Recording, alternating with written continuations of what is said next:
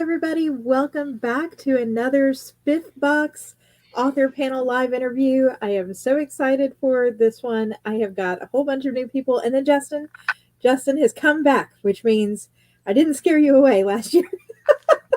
Only a little. Only a little. Only a little. Oh my goodness, it's so good to have you all on. For those who have not been following the series and you're like, what is this? This is a panel for 4 different authors who are participating in the Self Published Fantasy Blog Off. And that is a contest for self published fantasy authors that Mark Lawrence runs. Other than the fact that I'm a participant too, I'm not affiliated with Mark or the event. We're just doing this to talk about our books, talk about being in SPFBO as participants. Thank you, Mark, and the bloggers, if you're watching, for all you do. And you can catch up on the panels you've missed on the playlist at the top of my channel. But 4 new faces. I'm so excited. So we have Steve on, DB is on, Justin's on, David's on, and I love the representation. Hat. I'm missing a hat. DB, I think you and I are the only 2 missing hats. I've got enough hair to keep my But head you've got warm. really cool hair, so you don't need the hat. Yeah, don't cover that up. It's beautiful. That's awesome. So why don't we go around for people who haven't met us before? Steve, maybe you can kick us off and just talk a little bit about your experience with SPFBO, whether this is your first time or you've been here before, and tell us about your book. Sure. Well, thanks for doing this, Katherine. I really appreciate the opportunity. This is my first year with SPFBO. I just published my very first novel on April 4th. So worked on it a lot of years, but it's finally out. So just getting started. So it's just looking for opportunities to get my work out in front of people and get them to find out about me a little bit. The book's The Treachery of Ravens. It's the first of what I plan to be 9 books if I should live that long to write them all. And it's a steampunk adventure with swashbuckling. I'm a big fan of nautical adventure stories, pirates, and love steampunk as a genre. And yeah, just kind of created a sandbox that I could play in. I put all my favorite toys in it, and that's how it turned out. So thank you for having me. My pleasure. I'm so excited to see steampunk fantasy represented in the competition. I know a lot of people are like, oh, steampunk, is that sci-fi? And I was like, no, you can have steampunk in fantasy.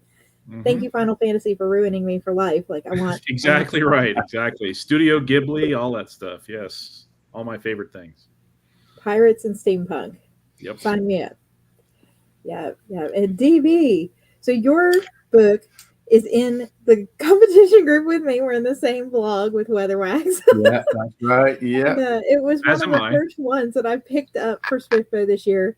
Out of the 300 books, I was like, I've got to start somewhere. So yours is in my batch of first 5. But tell us a little bit about Callus and Crow and how many times you've done SPFBO, or if this is your first year. Okay, yeah, first time. The book was out for last year, but I basically landed in this community not knowing anything about how to launch a book in any shape or form. So I kind of had no build up. I don't know anything. I kind of thought that I wasn't an author until I brought my book out. So I landed and went, here's my book. And nobody knew anything about what was going on. So I found out about SPFBO. I found out what to do properly next time. And I'm sort of cracking my way through the next book. And the timing is right. You can only put the first book of a series into SPFBO. So it's going in there. I'll better show you. I think that's a done thing, isn't it? There she is. There's Callus and Crow. Thank you. I mean, talking steampunk, it's got steampunk elements. I won't go so far as to say it's a steampunk book, but maybe you can tell me when you've read it. Yes, I'm super excited. I just cannot wait to dive in. I love the dark and just is that an octopus though? I have to ask. Is that an octopus on the front? It is a tentacle as far as I'm going to go. Oh. Yay. Definitely a tentacle. Big fan of anything with a tentacle. I'm excited. So exciting around the board. And yeah, I was sort of nervous to be up against you, if I'm being perfectly honest, in Weatherwax. Steve, which blog are you in this year? I'm in with you guys, Weatherwax. In with us. Yeah, poor Esme. Yeah, mine's a chonker too. It's on her chonker list, so I feel bad. Yeah, maybe it'll be one of the first ones done. Like today, Yeah. Esme announced this poll on Twitter. So if you follow her on Twitter, you can go vote. And it was basically asking, do you want to go ahead and hear the cuts, beginning of June? Do you want to wait? And I was like, bring on the chaos. I want to know if I'm gone. Just tell me and I'll move on with my life. But Esme reads like nobody I've ever met. I know it's crazy. 5 already. I think she's down 5, right? And the big ones. She's doing the big ones first. So big ones first. That takes all kind of guts. Yeah. Justin, welcome back. You came back to SPFBO. No, actually, so I think you remember you did this for SPSFC, right? Oh, that's what I did the last time. Okay, sorry, I get confused. No, Getting ahead of myself. This is my first time. You're joining us for SPFBO this go round. Yeah, so it's my first time in this, and I kind of did it on a whim. I wasn't going to because my book, Unvargo and Hope, jumps across science fiction to fantasy. And so, but I was like, this one especially is a little more fantasy. They get more science fiction as the series goes on, but this one I think fits a little closer. It's space opera and magic, so I think I can deal with both contests. So that's where I am this time. Yeah, and you're in Fantasy Faction this year, right? Yes, Fantasy Faction. I'm excited to be with them. Yeah, your name's right up there at like the top of the blog. I know. SFF Insider tagged up there too. It was awesome. Oh, I love the science fantasy representation. So we got steampunk fantasy, we got science fantasy, got some dark, got long fantasy. David, how about you? What are you bringing us to SPFBO this year? I am bringing the lighthearted side to it. So my book, Death and the Taxman, is about the Grim Reaper trapped in an IRS agent's dying body. And he has to regain his powers before he dies and face judgment for his original sin. So this is my first time with SPFBO. I actually just discovered it a few weeks before it launched. My book came out on tax day, so April 15th, and did okay, but I wanted it to do better, and I was like, well, how do I get the word out? How do I find people to review my book without spending a ton of money? And everywhere I looked, SPFBO popped up. I was like, well, what is this? What is this contest? Oh, look, it's about to launch a new year. Yes, I'll submit my book. So here I am. Wow. I love the cover, by the way. I picked it up. I was like, oh, this is going to be good and funny and light in the middle of all our heavy reads. Yeah, the cover is actually by an award-winning illustrator, Sarah Morrison. So I won a contest called Writers of the Future last year, and with a short story version of Death and the Taxman, expanded it into a full-length novel, and now it's the first of a trilogy. So I'm working on number 2 right now. Nice. So readers don't have to wait too long, I guess, to figure out what happens next. Nope. Number 2 will be hitting Kickstarter in September. Awesome. So being here for the first time, do you guys have any expectations going in, or are you sort of just going to go with the flow of the whole thing? Yeah, going with the flow, I think. I mean, I did see the poll. I just said, whatever. I didn't have a preference because I'm just kind of along for the ride, just learning as I go. So I'm happy with however this goes. Honestly, I'm just feeling incredibly lucky to be in, given how many people they had to cut and the randomness of all that. So I'm happy already. And I'm excited for the opportunities to spread the signal, because even just in the first week, I found a whole bunch of connections and talked to people and gotten a couple of reviews kicked off. I was like, wow, it's already working, and the contest hasn't even started yet. So yeah, I'm just really grateful for the opportunity and the community. I hadn't realized how big of a community was around this.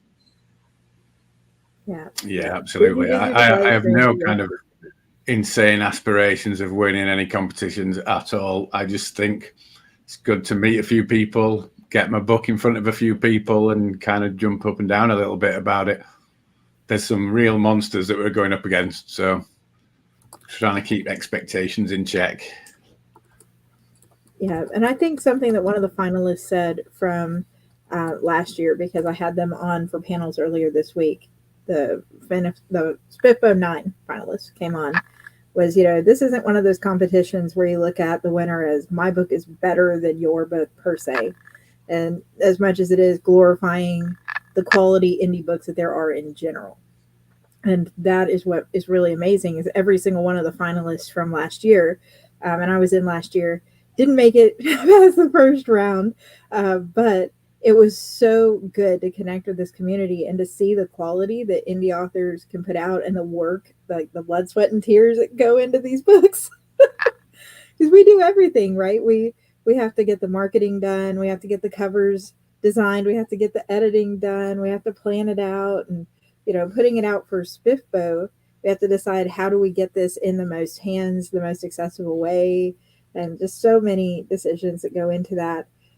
So kudos to all of us for being here, and those who tried and didn't get in this year. I'm already raising a glass for everybody who didn't win the lottery system this year, and hope that they come back next year and some of those win and show up for SPF. Is it going to be SPFBOXy? I don't know. Let's hope so. But one thing we've been talking about on the panels is how well the character-driven stories did in SPFBO 9. So I'm curious to hear about your main characters. I was wondering, DB, maybe you could kick us off and we'll go around again, just to talk about your main character, what's at stake for them, what kind of person are we following into this story? Okay, so no surprise that we're following two main characters, Callus and Crow. And we have a half-blood exile. I mean, we're talking dystopian world, post-apocalyptic, with a lot of traits that are born from the world before. So my world is kind of created by, after a post-apocalyptic event, people kind of emerged onto these continents, and the seas were full of tentacular monsters. So the seas were not crossable. So each pocket of kind of humanity grew with the pop culture that was left behind from before the end of the world. So hence the Western theme. They believe that the Western stuff is actually the history, and they grew in that way. On other continents, they're growing in different ways. And the book is set when these kind of continents clash. So that's why we've got steampunk. That's why we've got Vikings. That's why we've got Western. And my two main characters are a kind of quasi father and son relationship. Callus is a half-blooded tribesman who's been exiled from his tribe, and he carries a curse. Without using the V word, he carries a curse that means he has to feed on blood, and he dies every night and he's reborn. But we're talking sort of more the addiction side of that than the sparkly flying through the trees side of that. So Crow ends up kind of going on this odyssey across this fractured world, and they, for one way or another, always trying to avoid spoilers, they end up sharing this curse, and it's about how they can sort of navigate this curse without it consuming them. It's about revenge, it's about redemption, it's about avoiding the curse and going on this odyssey to try and I wouldn't say save the world, but redemption is the end of the path. I love a good redemption story, and rivals moving on to other bigger, greater things. Yeah. How about you, David? What are you bringing main character-wise? Well, my main character is the Grim Reaper. So the story is told from his perspective, and it's a Freaky Friday kind of story. So he ends up switching bodies with the guy, the IRS auditor that he is trying to reap. And the IRS auditor runs off as the Grim Reaper, and he's stuck there going, what just happened? And so the whole book is him coping with the insanity that we call everyday life, as he is trying to reverse all of that. Piled on top of that, hell and heaven and all of that run on rules, and they have an auditor system of their own. And so he is trying to avoid an audit because he screwed up, and the audit before hell's auditor comes and takes his soul instead.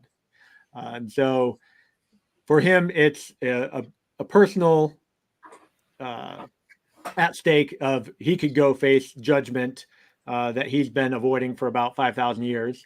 And then at the same time, since the Grim Reaper, is not out reaping souls, people start surviving things that they shouldn't have survived.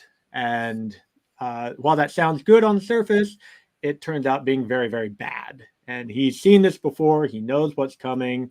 And so he's trying to solve all of this while coping with, being human and having to, go on a date and deal with a cabbie that drives like a maniac and, everyday things. So. Excellent. Sounds excellent. Yeah, I really had a lot of fun writing it. And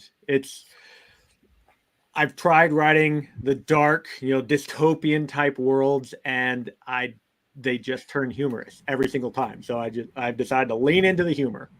I like how literal your title is. It's Death and the Taxman. That's exactly what it's about. Yeah, absolutely. I think humor has got to be the hardest thing to write. To actually, you can make someone scared, or you can make someone repulsed, or their heartbeat go up, but to make people laugh, absolute props. And not everyone has the same sense of humor. I've had some of my short stories where people have done reviews and said, I didn't laugh once, but I really liked the story. I'm like, oh, good. The story held up. Yay. I love the idea of death as a character, and not in like the overly romanticized way death as a character, but like, what would death be like if this was an actual person and he was dealing with like begging dying people all day, every day? It's like the worst customer service job I can imagine. Absolutely. But he's the only one who can do it. So he has to do the job. That's right. It's like, I need a vacation. Nobody's dying today. I'm done with all you people. Oh, so Justin, how about you? What kind of character are you bringing us for those who don't know about your story already? So my main character's name is Durin Mark. It's all first person from his perspective. He has kind of a unique perspective on his world. Your social class is literally determined by your sins, by your father's sins, right? So as he was in a high social class, his father was a great hero, renowned across the galaxy, and then he suddenly turns traitor all of a sudden and turns on the monarchy and on the royalty, and for no reason that Durin can tell. And then so Durin, his father dies, and Durin and his mother are sent to the slums. And that's where it really starts to become more fantasy. So there's all this technology out there, but it's not really accessible to him because he's so poor. And so he lives kind of in a fantasy, gaslight type world, even though he can see the sparkling skyscrapers, just down the road.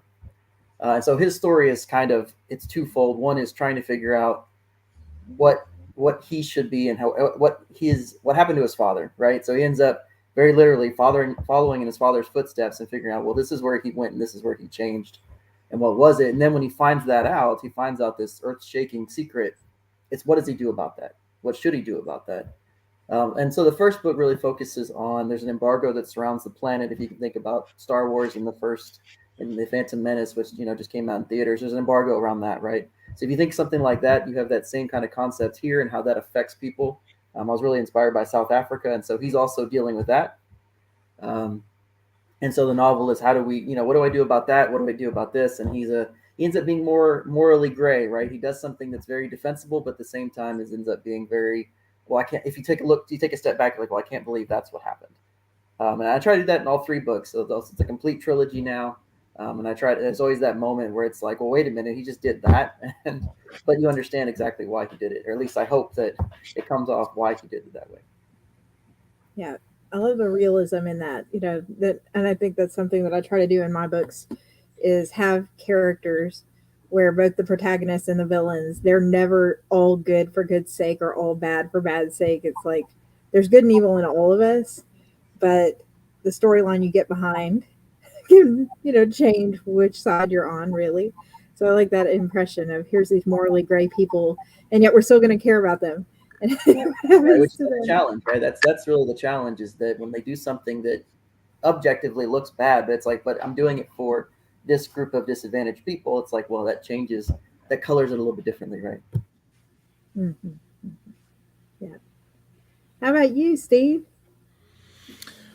So, Treachery of Ravens has three main POV characters.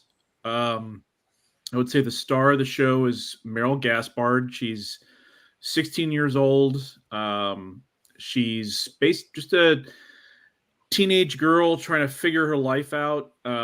She has a pretty domineering mother. Her mother runs a brothel in the city of Peltz, which is also a salon. So it's kind of the center of kind of the arts and culture, kind of in the way they used to be in Paris back in the day. So and it's very successful. And so Meryl has grown up wealthy, but she doesn't want anything to do with her mother's business. Her mother sees it as she's going to take over the business and carry on her legacy. And Meryl doesn't want anything to do with it. She sees the darker side of it. So, with her mother working all the time, she sneaks out of the house. She ended up befriending kind of feral orphans on the street in a very Dickensian kind of environment. And she falls in with a crowd of pickpockets and develops thieving skills. But the gang that she's part of, the Trash Fish gang, she kind of has a falling out with the leader, this kind of Fagin type figure, and she has to strike out on her own. And so she meets a mechanist who becomes kind of a father figure and a mentor and teaches her higher end thieving skills and fighting and so forth. So she's trying to basically earn enough money stealing in order to strike out on her own, get out of Peltz, get out of the country, and go start a new life somewhere. And then her friend Alice is she's the acolyte and the aeronaut in the acolyte. And I should say that Meryl also learns how to fly. That's how she's the aeronaut, because she can't walk the streets. She learns how to fly and kind of steal from the rooftops, so to speak. So she flies around the rooftops stealing. And her friend Alice is she's the magical girl in the story. She has magical abilities that are leveraged by a sect of the church, so to speak, that even though church is heretical or magic is heretical in my world, they do try to use some of these kids with magical abilities to heal. Basically, they're trying to make some good out of it. They consider it an evil art, but they are teaching. So she's studying to become a doctor or a medicus and learn the healing arts and using her magic to kind of heal people and so on and so forth. But there's a dark side to that magic, and she's having trouble as she's gotten older. She's 15 at the start of the book, and as she's getting older, her power is increasing, and so she's having trouble controlling it, and to disastrous consequences. So that's Alice, and then the third character is the police inspector of Peltz, who's tracking Meryl and her burglaries and investigating her. And he starts off in a pretty dark place. He was a revolutionary who was part of the student rebellion, overthrew the monarchy and the peerage classes, and he became a police inspector with this idea of justice for everyone. And he finds out that the corruption that he helped to overthrow is now just as rampant in this new order, this new society that he was, so keen to create. So when in the book starts, he's very much in a dark place, feeling like there's no hope. And it's really through his investigation of Meryl and the process of pursuing her that he finds some means of moving forward. Wow. So I was thinking as you were telling us about the story, it's like, so we got Reverse Oliver Twist, who's like leaving home to join the thieves to get out on her own. And we've got Reverse Santa Claus landing on people's roofs to steal things. And then we've got like a Javert type character from Les Mis. So many great kind of, yes, very character much tropes all mashed together, and then the healer in there. Like I said, it's a sandbox that I threw all my favorite toys in. So yes, I love that so much. Oh, David's got some love for his too. Reverse Oliver Twist makes Reverse Santa Claus.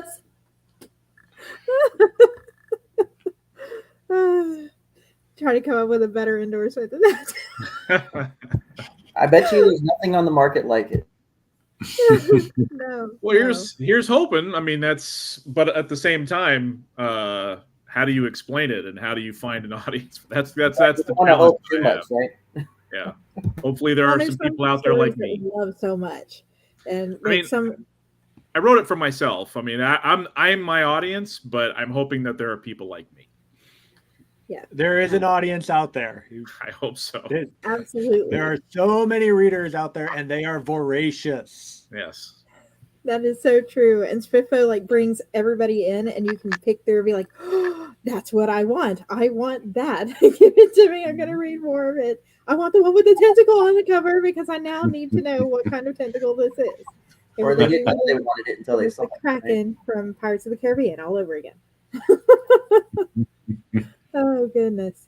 So for everybody who's watching who's now intrigued in these books, the links to all of them are in the description box, so you can go grab them, support the authors, as well as Mark Lawrence's full list for those of you who want to punish yourselves like I am doing and absolutely destroy your TBR and just go through. But Zach Argyle also released the version with covers, and Zach Argyle's list has the filters for audiobook, for KU.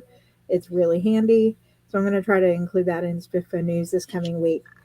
But for those who are going to pick up your book, what else can they expect from you? Because I know sometimes we've got people, this is their first book. And like David, you said you have your next book in the works. Yep. So this is my first novel. I have quite a few short stories that have published. And so if anyone goes to my website, davidhankins.com, on my short stories tab, I've got links to all the short stories I have out. And they're all lighthearted kind of stories as well. But I'm working on book 2, which is Death and the Dragon. And that will be hitting Kickstarter in September. I did a Kickstarter for Death and the Taxman this past September, and it did really, really well. Exciting. And I need to pick all these Kickstarter people's brains sometimes because Kickstarter is so daunting. I've thought about it, but I'm like, ooh. It's a lot of work, and if done wrong, or if done, I'm not say wrong, if done poorly, if you don't really put a lot of effort into it, you're not going to get a lot out of it. But if you put the effort into it and actually plan it out like you would a book launch, you can do very well with Kickstarter. Good advice to walk away with. Yes. So, Steve, how about you? If somebody picks up your book for SPFBO, what else can they look forward to from you? Well, it is the debut. I do have, like I said at the beginning, I have 9 books planned in this series. Essentially 3 arcs, kind of the immediate future for Meryl and Alice and Michelle, and then that story will conclude at the end of book 3, and then there's a kind of a little bit of a reset, and then books 4, 5, and 6 is maybe a few years later, and then 7, 8, and 9 are a few years after that. So it's planned to be somewhere in the order of 10 years of their life. Whether or not it takes 10 or more years to write them all, we'll see. But that's currently the plan. I actually started drafting plan to start drafting the second book on June 1st. So after I get out of this initial, say, 60, 90 days of getting this book out, I know I need to get that second book out, because I know people, if I can get people to read it, I'm pretty sure they'll be wanting a second one. So that's the plan. Awesome. Yeah, and Justin, seeing your comment, put the spotlight on you for a second. What can readers expect to see from you if they pick up yours? So I've got the trilogy's complete, so you can actually see all. No, that way. All three of upside down. All three of them here You need now. more There we hands, go. though, for all the books. There we go. And that's actually the trilogy for that one's complete. So mine's actually the old book of this batch. The first one is the one that's in SPFBO. I'm planning on releasing a prequel here soon. It's ready to go. It'll be a free novella on Kindle. That'll be out here shortly. I'm working on a more adult space opera and a middle grade sci-fi as well that I'm hoping to get out. The middle grade sci-fi might make it this year, maybe not, maybe next year. And then the space opera, it was very different going from first person single point of view for that trilogy, and now I'm jumping into Steve, you said you have 3 point of views, right? So I've got 3 point of views on 3 different planets and trying to do all the logistics there. I'm an engineer, so I've got a spreadsheet, that says how long it takes for communication, all that kind of stuff. And so now I'm trying to write that one, but it's taking me a little longer just because of that whole new level of complexity with 3 point of views that have to all interact as opposed to just one thread of a story coming from one person. So that's what's hopefully happening here in the near future for me. Yeah, I love space opera so much. I'm just like, oh. I get my hands on all of them that I can, especially if they have magic. I'm not brave enough to actually try to write one, but I just love reading them. I've got my NASA hat on, so I work at NASA, and so it's like I feel like I have to write space opera. Like I don't have a choice. That's awesome. And DB, so they pick up Callus and Crow. They love it. What can they expect from you besides that book? Well, I'm hoping book 2 will be hitting the shelves this year, back end of this year. Because Callus and Crow is written in a very, there's lots of newspaper articles, missives, kind of lots of evidential stuff in there. It was a really formulaic way of writing. So I had to stop every now and then and write grimdark classic fantasy. So there's a couple of shorts out there that I keep every now and then. When my brain gets full, I go and write something dark and with more swords. So that's out there. There's I'm hoping to put some of these together in an anthology whenever they're written. And there's also an anthology called No Happy Endings that's coming out at the beginning of November, which has got a story of mine in that I'm particularly proud of. Very, very dark and twisted story.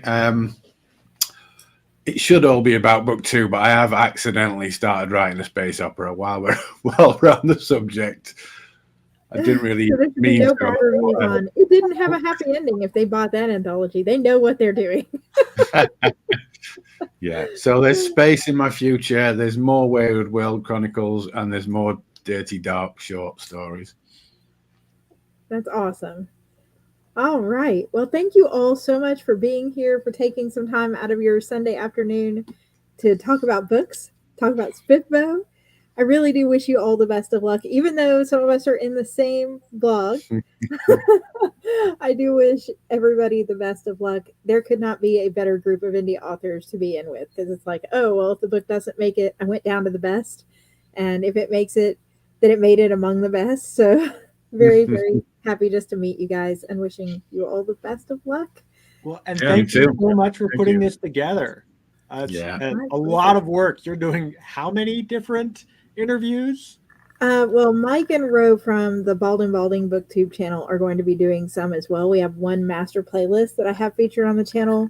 There are 17 panels on there right now, but there are still about 6 that aren't on the playlist yet. So once today's roll off, I'll be able to schedule those last few, hopefully. And where do you but find there are over 75 authors between yesterday and next Saturday coming on. So getting to meet all the people and read all the books. That's awesome. Thank you for putting this together. Yeah, very valuable. Thank you. Brilliant. Thanks for taking a lunch break to do this too. Good luck to all of us. Pleasure. Thanks for being here. Thanks for coming back, Justin, too.